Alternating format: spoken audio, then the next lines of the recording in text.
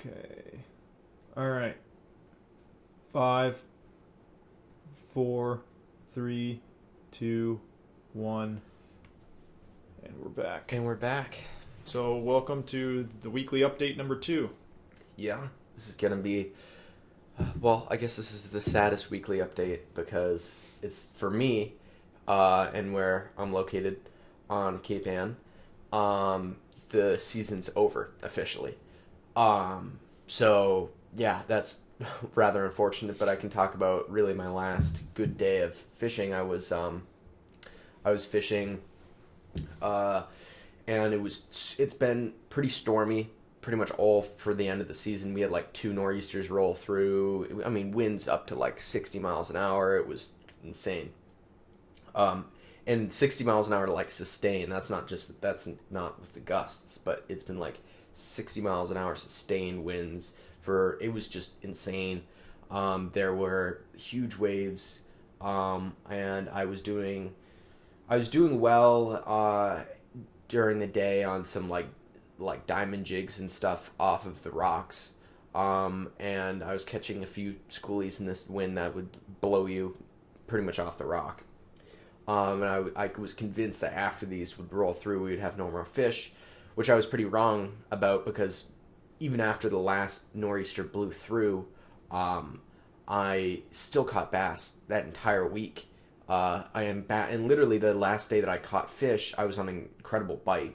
And this was probably a week ago. I was actually, it was like October 31st, right? Yeah, it was.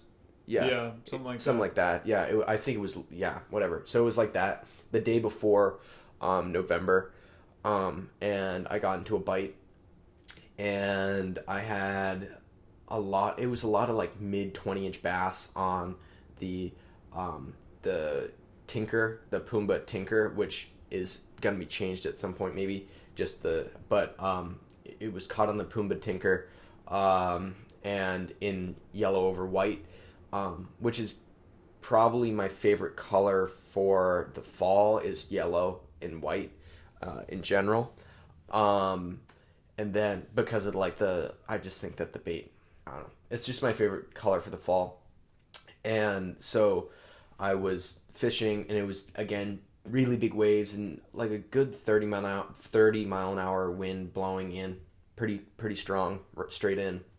And I was casting really hard into this wind, and I was luckily. I mean, these lures the tinker casts like an absolute missile.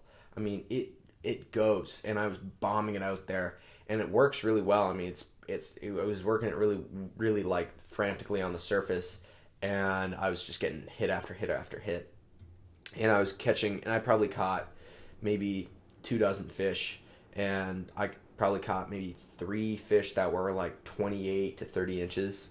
So that was awesome, and that was my last real bite of the season. But it's not been easy.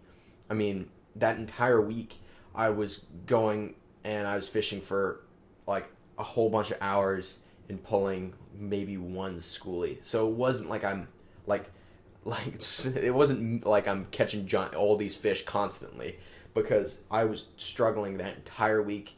I couldn't find it. I maybe found one other day where I got in a pretty good bite, but that was it. I mean, I was really, really struggling, and I was like, oh, this is definitely it. I mean, I'm not going to find another big school of bass, because in the fall, I found that, the bass are in these big migratory schools, and they move in these giant schools, and they move by. If you can find a school, it's a lot of fun because it's just constant action.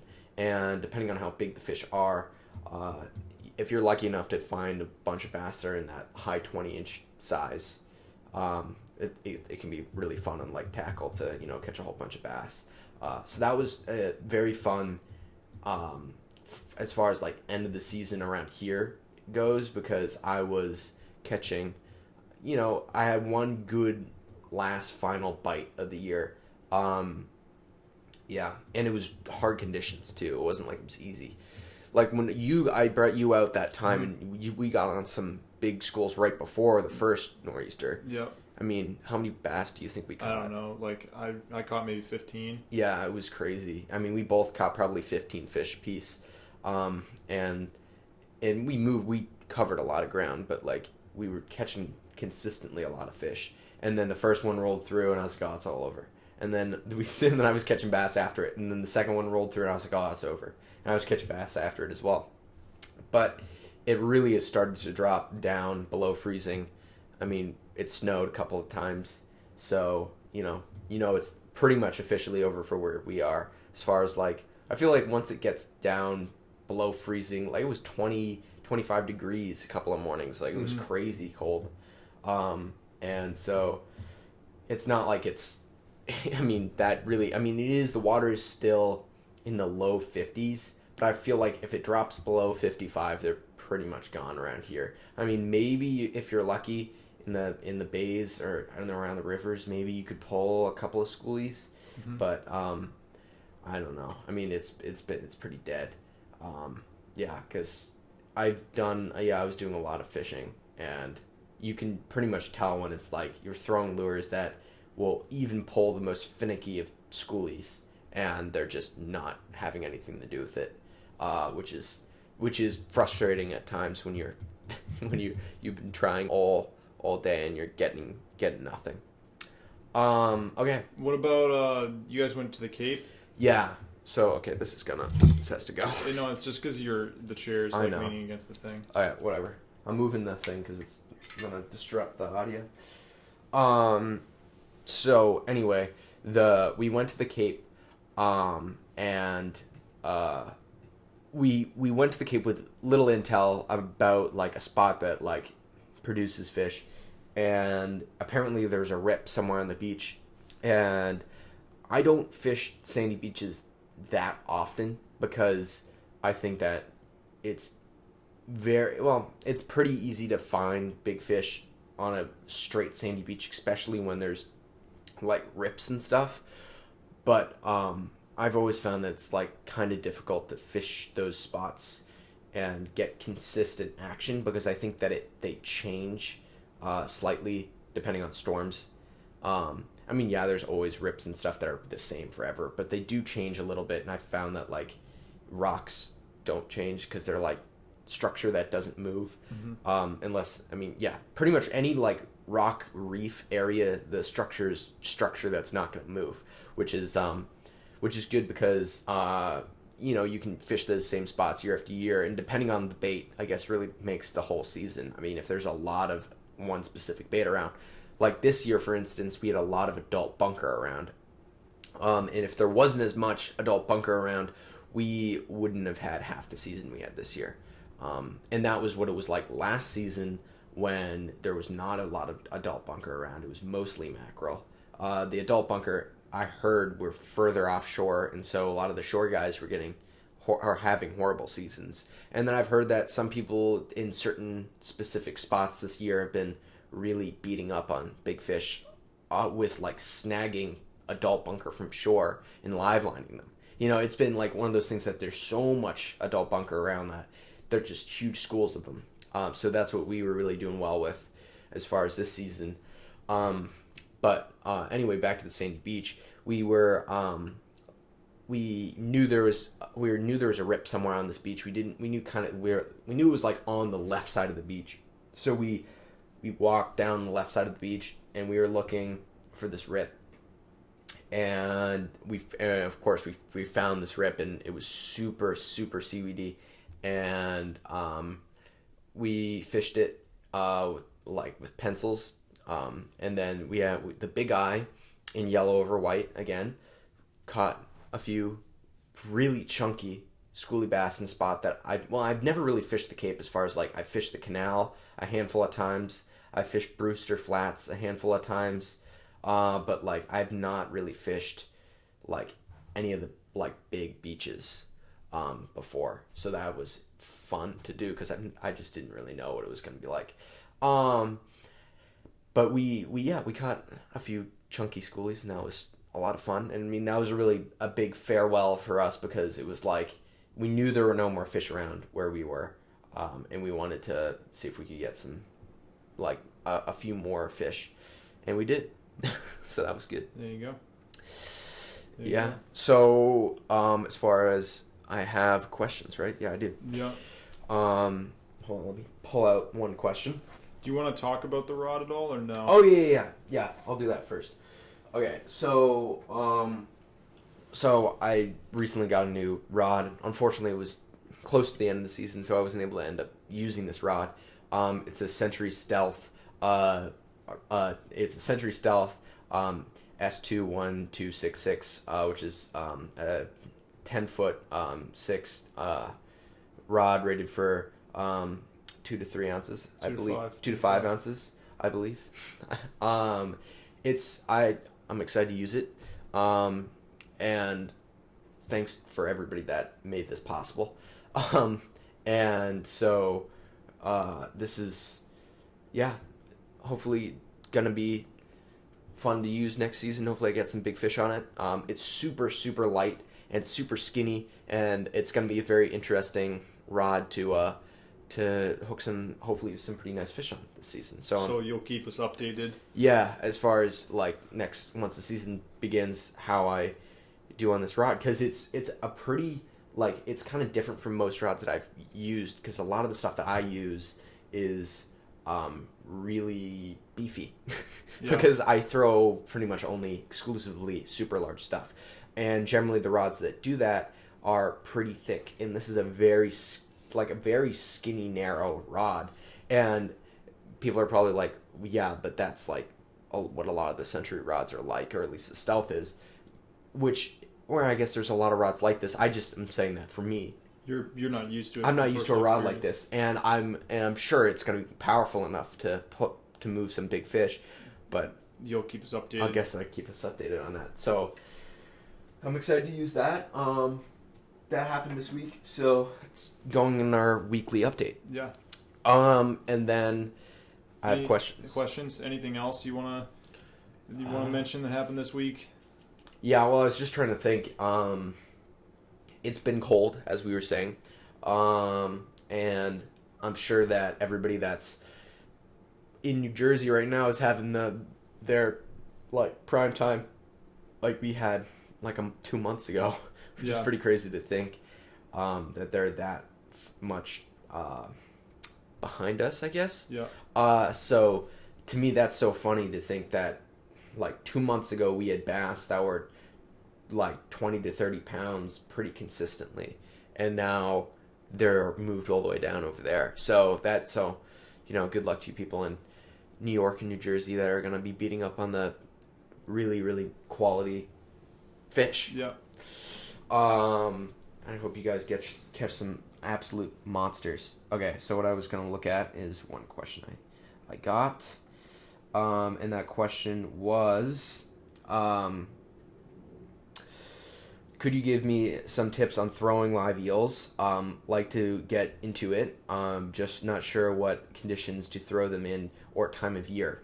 So I wanted to get into this a bit because we're going to do a whole podcast on like Eels. On eels in general, whether they be rigged or live eels.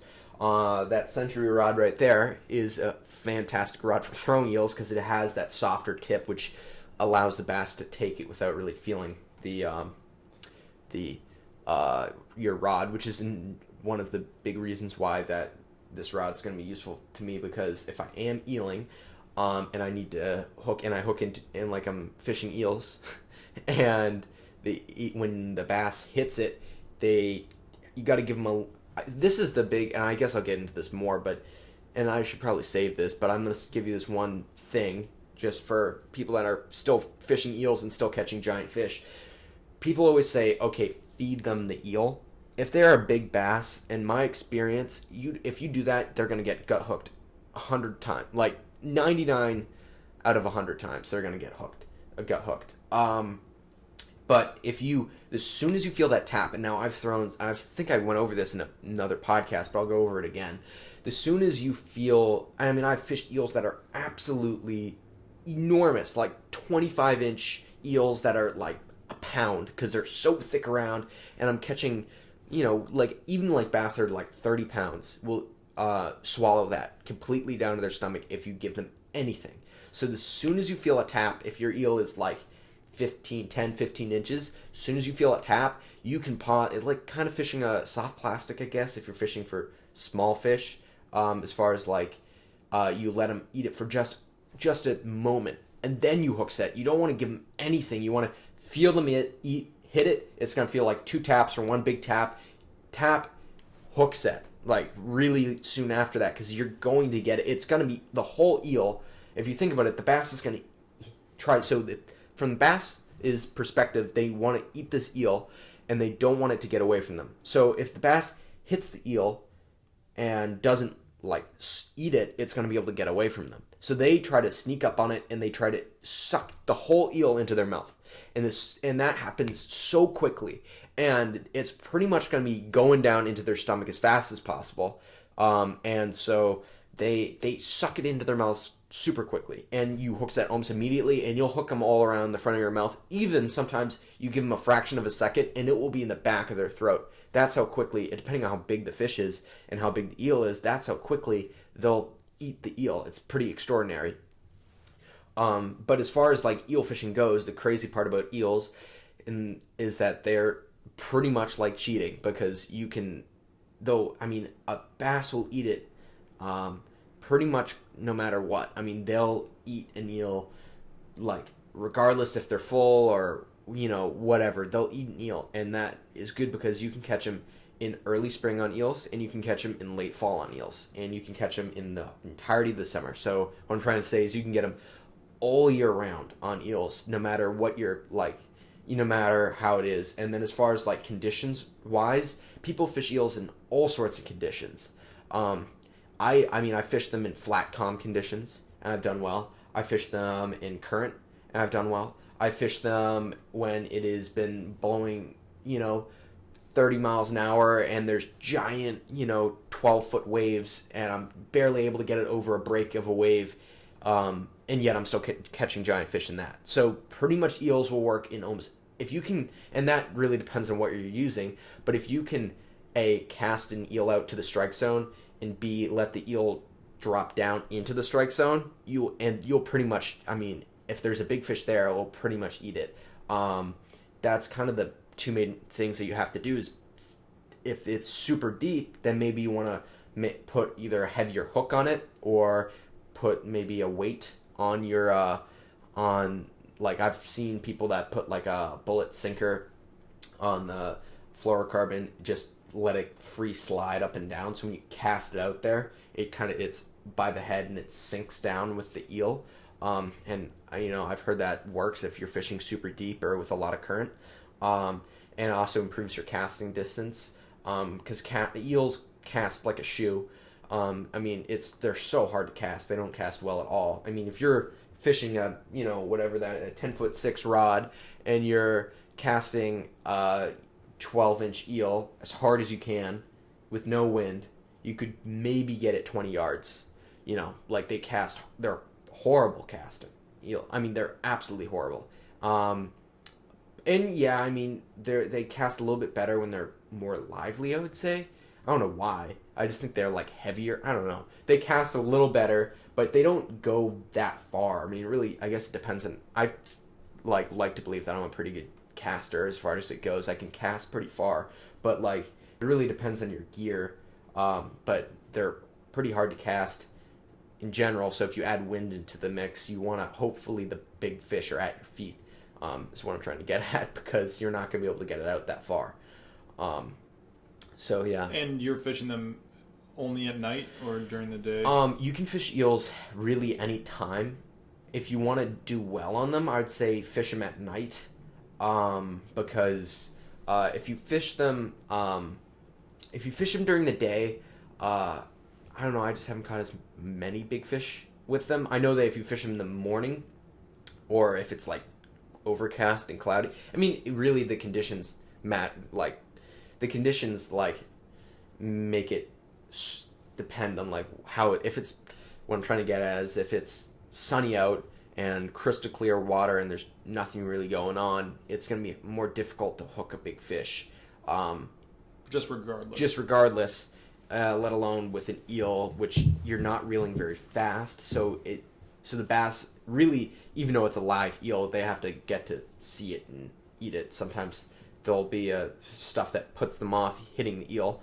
But I prefer to fish them at night. You can fish them in the morning or in the evening, and I've caught pretty nice fish on them like at dusk, like before it gets dark out. Like it's still plenty bright out, and I've still caught like pretty decent fish. Like I caught one of my biggest fish of the season, and it was like, I mean, you could still, it was still like, it was sunset. Like there's still like sunrise going on, and I hooked it. So it's like that's when you can start if it's a good tide, and you start earlier, then you should still do pretty well, especially at dusk or in the early morning. Especially in the early morning, it gets bright pretty early. Like it's pretty much bright out by like you can still. It's pretty much like the sun.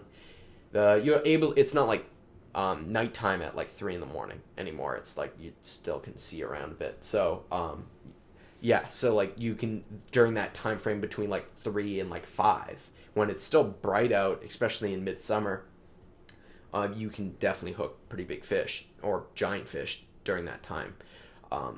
It's yeah, and I mean I'll get way more into that as far as everything, like how I'm planning on legitimately doing a video of me hooking hopefully a giant fish, with eeling or something like that, or hopefully eeling, because I want to make an eeling video and I want to show it in like a third person view. So that's my goal, because I don't think there's ever been a video of someone surf casting and hooking a giant fish with high quality cameras from a third person perspective. So that's my goal. Anything else? Is that the other questions? I mean, I think that's pretty much it. I think we answered the other questions that I had. And I feel like we answered a lot of this stuff earlier. Yeah. Okay. Okay. So I guess we'll just sort of wrap it up. Will there be another? There'll be a longer podcast coming out at some point this week. Yes. So our hope is, I guess we don't really have a set in stone schedule. Our goal is to get one out, around Sunday or Monday, a weekly update, as we're going to call it. So like towards the end of the week at some point. Towards the end of the week. Or is it the beginning? Whatever. And so towards the beginning of the week, I'm going to say, we're going to try to put out a weekly update of what happened the past week. And then we're going to try to put one out around Wednesday, Thursday. Midweek. Yeah. Which I don't think we missed. We got out Friday, whatever. So we're trying to do it around Wednesday or Thursday. And that one will be a longer form. That one will be a longer form one, yes. Yeah, so, and about going deep dive into something specific usually. Yeah. So, comment, on YouTube or wherever. Can you comment on Apple Podcasts and stuff? You can leave reviews and stuff like that. Yeah, so leave reviews and stuff about either what you want to see, or if you like the longer form more than you like the shorter form podcasts. Or Striped Bass Hunt on Instagram. Yeah, or DM me, and especially DM me questions that you have, and I'll go over as many questions as we can. And you'll make a post whenever an episode comes out. There'll be a post on Instagram that it's out. So like we're filming this on Sunday, and it's going to come out in a matter of hours. Yes, exactly. So I'll make a post tonight saying that the weekly update is up. Yeah. So exactly. So that's going to be, hopefully we can keep this trend going. Hopefully you guys enjoyed the this little weekly update. And well, thanks for watching, and see you next time on Wednesday. Yep.